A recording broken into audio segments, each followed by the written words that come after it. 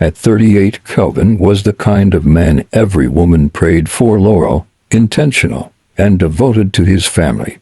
He built his wealth from the ground up, brick by brick, fueled by grit and prayers. And through it all, he adored his wife, Linda. Breakfast in bed every Sunday, surprise dates, love notes on the mirror.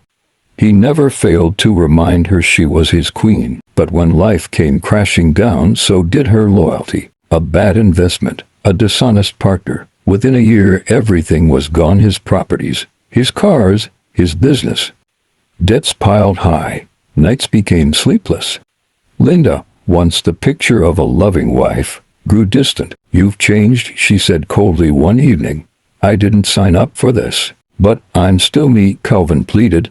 "We can get through this together." She scoffed. "I'm not built for suffering." And just like that, she packed her bags and left, taking nothing but her clothes and their peace. She moved in with a wealthier man, flaunting her new life on social media.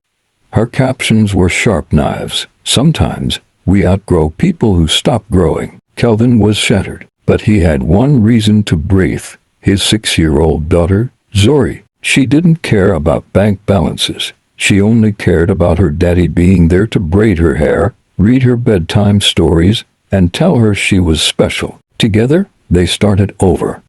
One meal at a time, one job at a time, one prayer at a time. And then came the miracle. A friend he once helped in the past reached out with a new business proposal.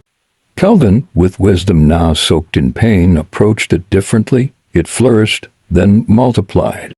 Within 3 years, Kelvin was back on top, but this time smarter, humbler, and more protective of his peace. The world noticed, and so did Linda. She showed up one rainy evening dressed in regret.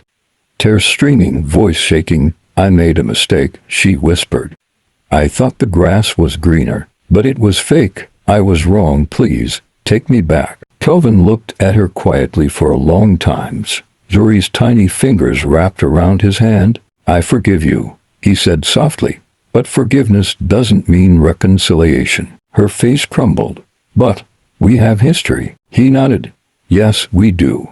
And that history taught me what love shouldn't feel like." Linda left that night, broken in the same way she once left him. And Kelvin, he walked back into his mansion, not with bitterness but with peace. Because some storms don't come to destroy your life. They come to clear the path to something better. The end.